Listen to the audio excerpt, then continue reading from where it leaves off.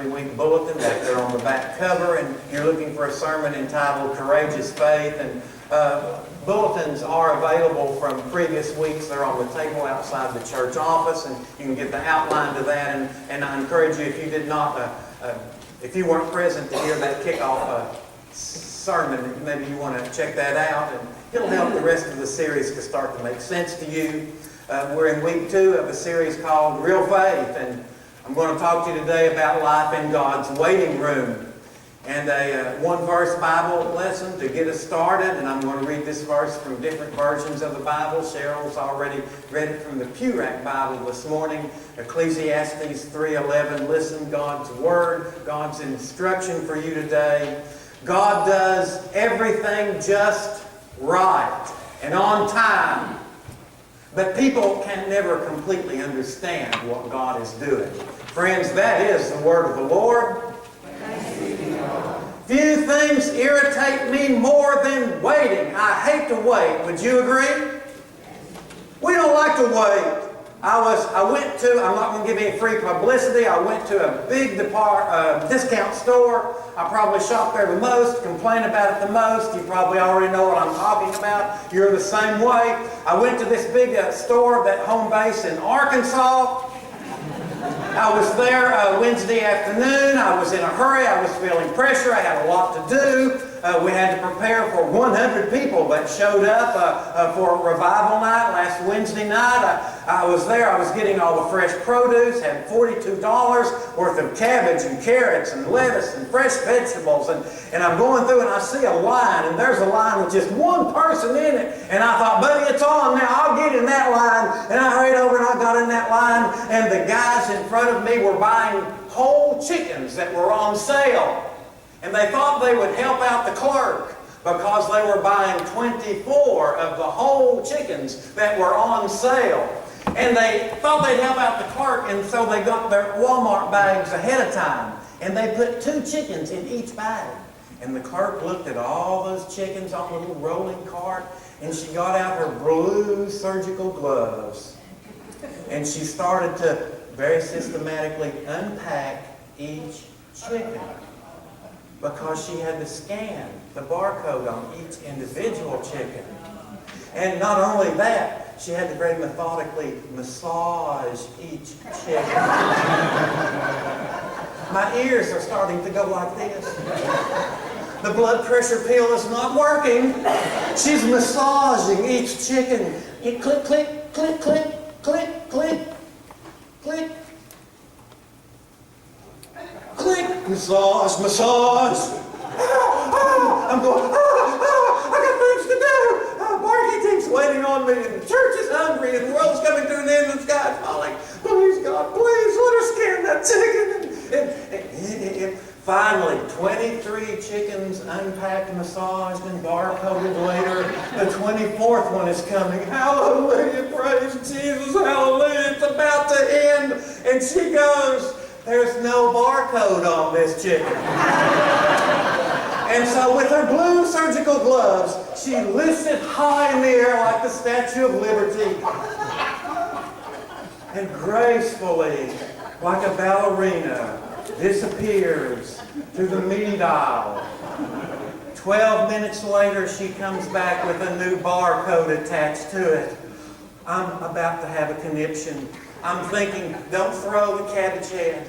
Don't storm off. You were on the radio this morning talking about the love of Jesus, inviting them to revival. Somebody might recognize you. And I'm just hanging on for dear life. And she finally rings it all up. Oh, the story's not over with yet.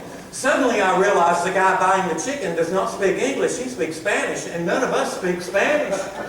And she gives him the bill, and he's in Spanish. It's not right, it's not right. And finally she realizes she forgot to run his 10% off coupon. So the little light starts to flash, waiting for the service manager or the cashier manager to come over to void so we can do the whole transaction all over again. Now the cashier cashier, the chief cashier, is standing there watching as we start to repeat the process of unpacking and massaging 24 chickens with a scanner. I'm thinking, just tell me how much they are. I'll pay for them too. And she's massaging, and on the inside, I'm just absolutely about to explode like a volcano. And I just trying to say, excuse me, I appreciate your all's work here at Walmart. You're the cashier manager? Yes, sir. I said, I've been standing in this line for 25 minutes. This fine gentleman here that doesn't speak English and buying 24 chickens, he's been here even longer. And she says, well, I'm sorry, sir. We've had this problem all week with the price tags on the chicken. And I'm thinking, why hasn't somebody done something? Point is, none of us like to wait.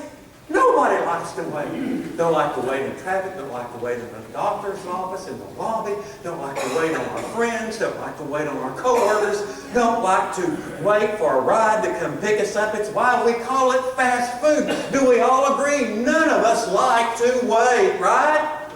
Technology has sped everything up. You know, we have a national epidemic of a national character of impatience all around us. Technology has sped it up. That microwave, I love microwave. I eat out of the microwave every day. But it has made things sort of impatient.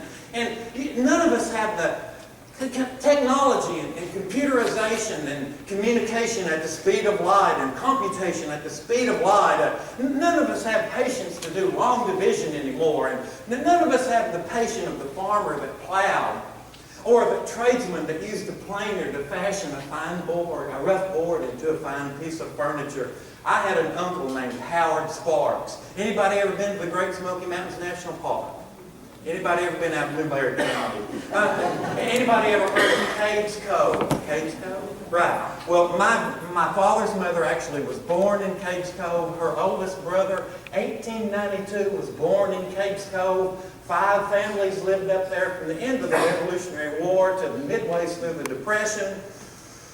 Howard Sparks was my great uncle's name, and when I was a child and a teenager, Howard said, well, what are you going to do today, Uncle Howard? He said, I'm going to go to town.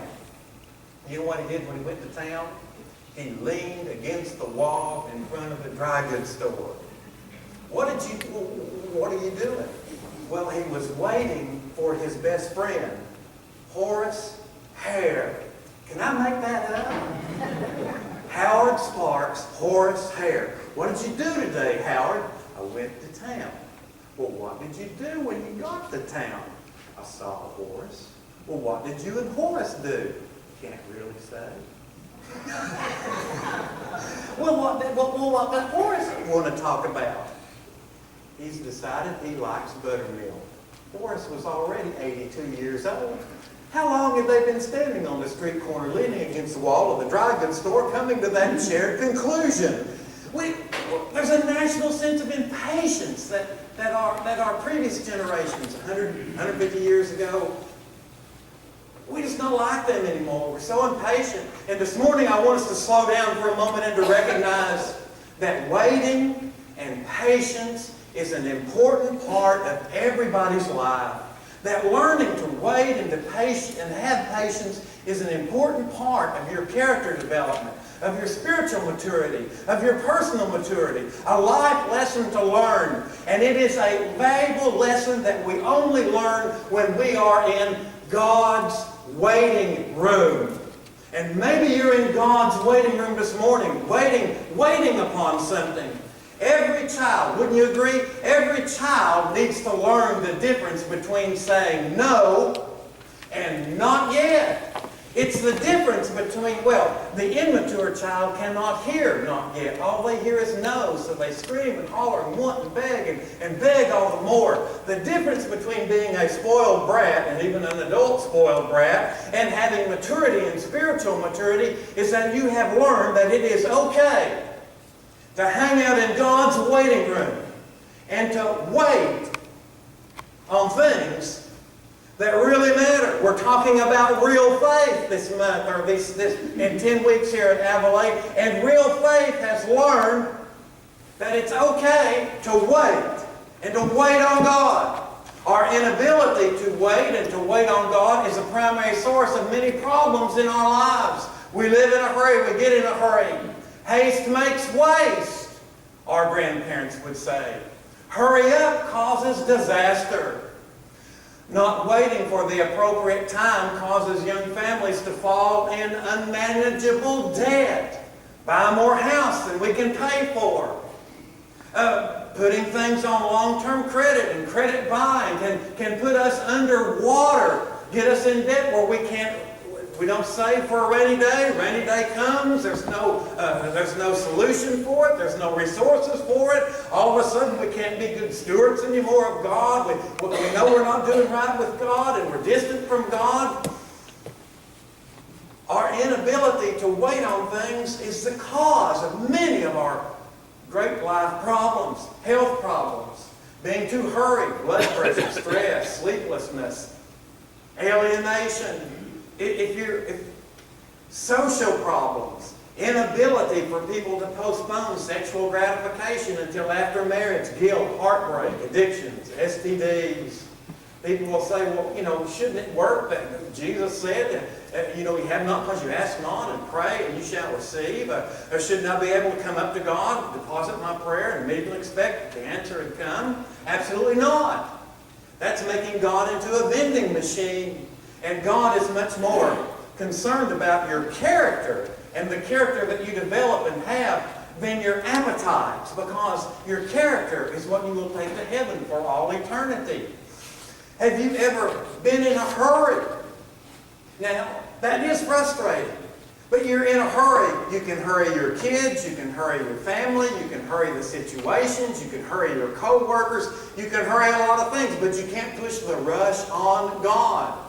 And some of you are in God's waiting room right now, waiting for a door to open, waiting for a circumstance to change, waiting on a prayer to be answered, a relationship to heal. And you've been thinking, well, I don't know what's going on. Why is there a delay? What's God doing? Or worse, you're starting to think, maybe God doesn't care or God doesn't love me. Let me remind you this morning, delay is not a denial. But it's just a moment to be in God's waiting room where you can learn some very, very, very important spiritual lessons, where you can discover what it is to have real faith. From the third different version of the Bible, the scripture text from Ecclesiastes this morning, chapter 3, verse 11. God makes everything happen at the right time. Yet none of us can ever fully understand all that God is doing. I'm going to talk to you about two things this morning. First thing I'm going to talk to you about is what you need to remember while you are in God's waiting room. And then I'm going to conclude by talking to you this morning. This is all on your outline. Maybe you want to get the outline out. Follow with me. We'll read a few Bible verses together. Second thing I'll be talking about is what you need to do. Remember, and what you need to do while you're in God's waiting room. What you need to remember is you need to remember that there is a natural delay between planting and harvesting. When you plant tomato seeds, you don't expect to get up the very next day or later that afternoon and start dining on delicious tomatoes. There is a natural delay between planting and harvest. You always reap in a different season than what you sow in. My wife Becky, she's an accomplished gardener and she grows hibiscus. And of course there are hardy hibiscus and there are tropical hibiscus, and they grow in very different ways. And the seeds are very valuable. And people ask her over the years, can I have some of these seeds? Because, they'll grow. They'll be 12, 15 feet tall. And one year have all these great big flowers on them. And she has shared seeds with people in about 6 different states in her lifetime. And she knows how it goes. The first year they'll come back and they'll say, there must have been something wrong with that seed because it sprouted, but it didn't have any nice flowers on it. And I've seen her. She'll give out some more seeds and she'll tell, now you plant those seeds right in the same place. Because what she knows is it takes 2 years for those hibiscus to grow and to sprout and to finally flower. It takes 2 seasons. You never reap in the same season that you sow the seed. My dad used to grow a bamboo, and there's cane bamboo, and it grows everywhere, and it grows real fast, and it covers up everything very quickly. But then there's that Asian bamboo that has tensile strength of steel. And the way you grow it is you take a great piece of it, and you just hammer it down into the ground, and you water it. And you come back the next year, and you water it again, and the next year, and the next year, and you come back 5 years, and you come back 6 years, and you come back on the 7th year. That's a sabbatic year, that's how it works. 7th year, and you will notice if you've watered it every year until that season, it will start to blossom and to sprout. And that bamboo then in that 7th year, depending on the rainfall and the light and the temperature, can go 3 to 8 inches and quadruple in space that it covers. But it takes the season of the harvest to come. The delay is not a no, but there is a natural delay between the planting and the harvesting. And when you're between the sowing and the reaping, you're finding yourself in God's waiting room.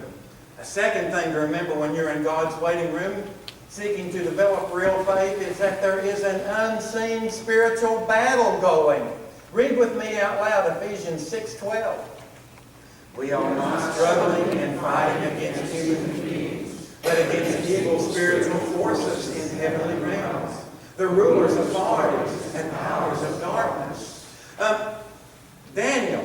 Now this is Old Testament Daniel. Daniel in the lion's den Daniel. Daniel, the writer of the book of Daniel. This is God's man. This is a man that had God, power, delivering faith. Daniel writes in chapter 10 that one day he desperately needed a prayer answer from God. And he sent the prayer up, and God immediately dispatched the archangel Michael to come with the answer. Immediately dispatched.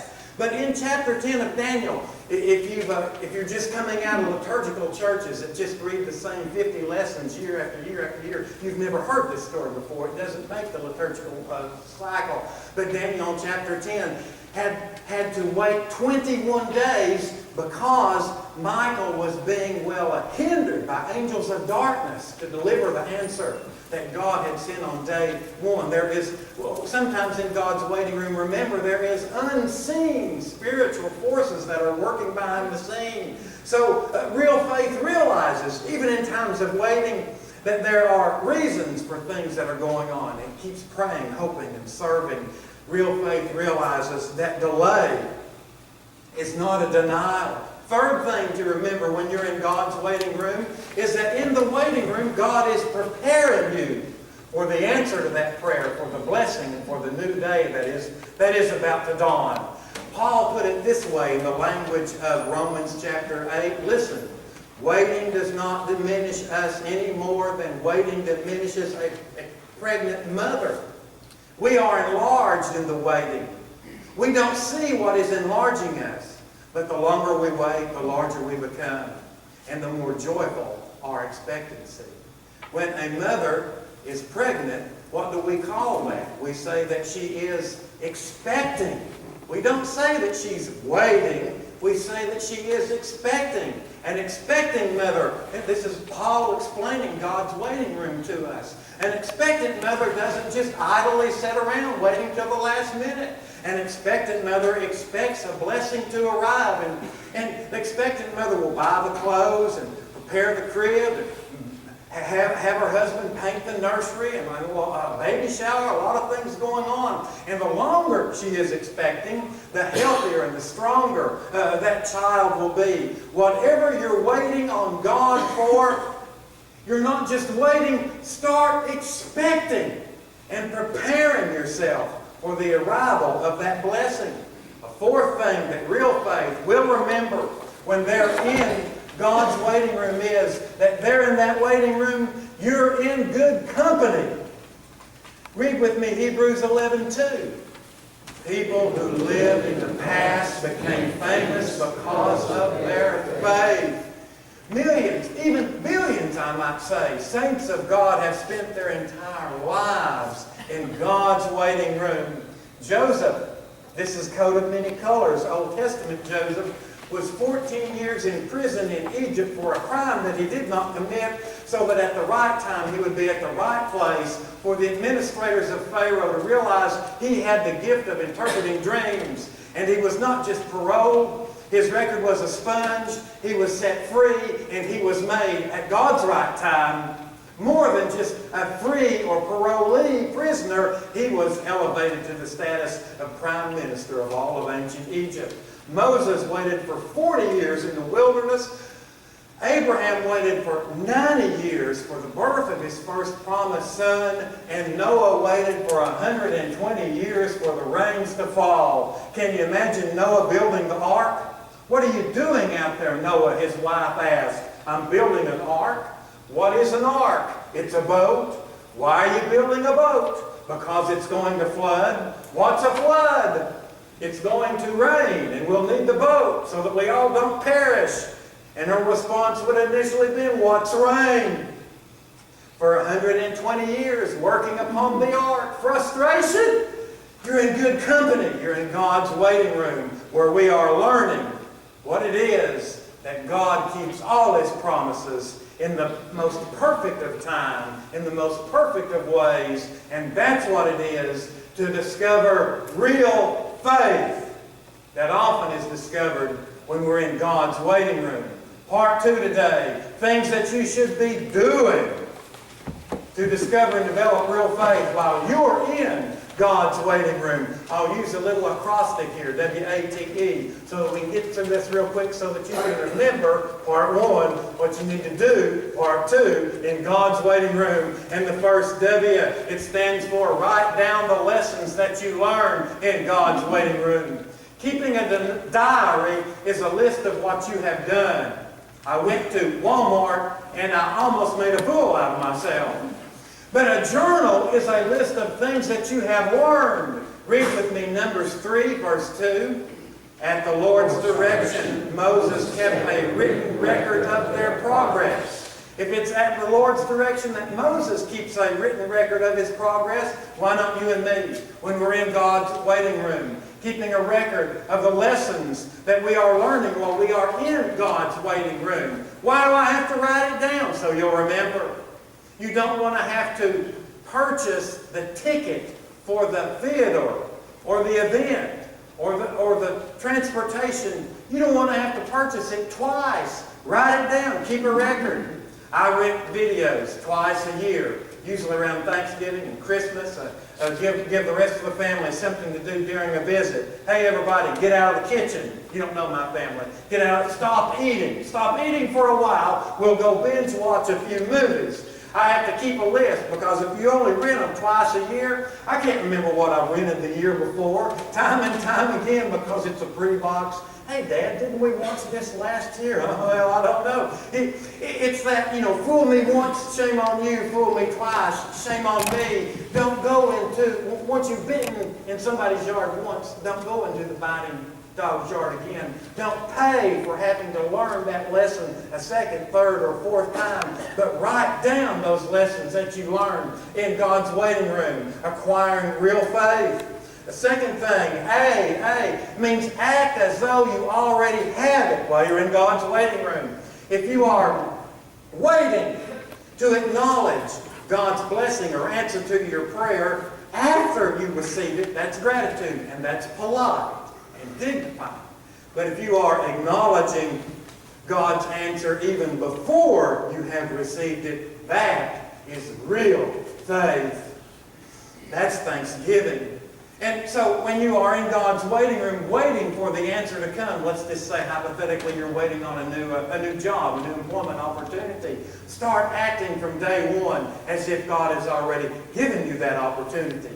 If you're waiting on God to give you a new employment opportunity, you sleep in, sleep late, never get dressed, never shave, never comb your hair, and just walk around the house in a bathrobe all day because you don't have any. Absolutely not. If you're waiting on God to provide you that opportunity, then from day one, wake up on schedule. Wake up on time. Dress up, get up, and prepare and go forth like you've already received that gift. Make the contact. Speak and act professionally and appropriate with the gift or the opportunity that you're waiting for. That is moving forward in God's waiting room with real faith.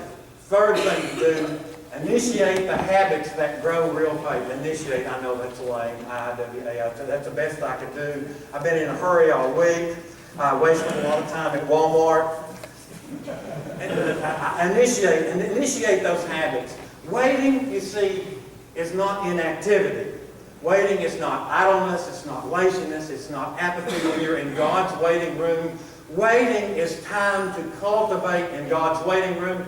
Waiting is time to cultivate the spiritual habits, insights, life skills that will connect you and prepare you at just the right time for what God is about to provide you. And, you know, let me put it to you this way in football terms, football season, you know, if you are been faced with a losing season, that's okay. Put it behind you. Make this off season your preparation for your upcoming Super Bowl season. Read with me Philippians 4:9. Paul would write to the church today. Keep on putting into practice all you have learned from me and heard from me and saw me doing. Keep on keeping on. While you're in God's waiting room, keep on praying. Keep on asking, keep on loving, keep on believing, keep on serving, keep on forgiving, keep on. Real faith keeps on. Even when you're in God's waiting room. Keep on serving. Read with me Romans 12:11. Never be lazy in your work, but serve the Lord enthusiastically. Real faith, even in God's waiting room, keeps on serving. Here's where we have forgotten what the word serve means. In grander times, what were the servants of the great lords and ladies called? They were called ladies in waiting. Were they standing around not doing anything? No. They were the servants of the great lords and ladies, but they were called ladies in waiting, men in waiting. Today, when you go to a restaurant and your waiter comes up to you, your waiter says, "Hello, my name is Mitch. I will be serving you tonight." We've kind of lost that kind of understanding that waiting is connected to service. And real faith, though, understands this because more often than not, the only place the answer to that prayer and the reception of that blessing that you've been waiting for comes is God provides it in moments when you are involved in service. Romans 12:11. Never be lazy, but serve the Lord enthusiastically. And finally, number 6, keep on assembling. From Hebrews 10:25, read it to me. Don't give up your habit of meeting with other believers. Instead, keep on encouraging each other. Or for everybody that grew up with the King James Version of the Bible, those words are so meaningful to me. Forsake not the assembly of yourself together, but encourage one another to continue to assemble even more as you see the day of the Lord approaching thee. That is why so many people today live without all that God has for them. They've quit on Sunday. They undervalue Sunday. Sunday is no longer Sabbath or sacred or holy. Holy just literally means special, because gathering as the people of God, as the church of God, as the body of Christ is more often than not the moment where you receive from God what real faith has been waiting for. Real faith keeps on believing always instead of panicking. 2 Timothy 3:14, read it with me. You must keep on believing the things you have been taught. You know they are true. Here's a couple of facts to be reminded of. You can always trust God. God is always trustworthy, but God will never be hurried, because God is eternal. And that's the way it ought to be. Because you see, eternal is heavenly and hurried is here and now. God is never going to be late or too late. Mary and Martha and Lazarus' story. They sent a message, Jesus, come, Lazarus is sick.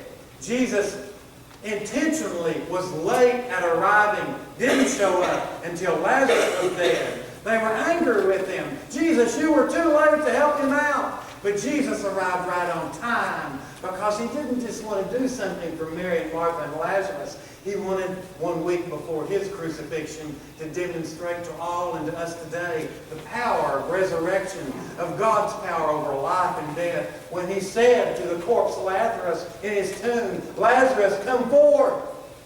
And Lazarus came forth.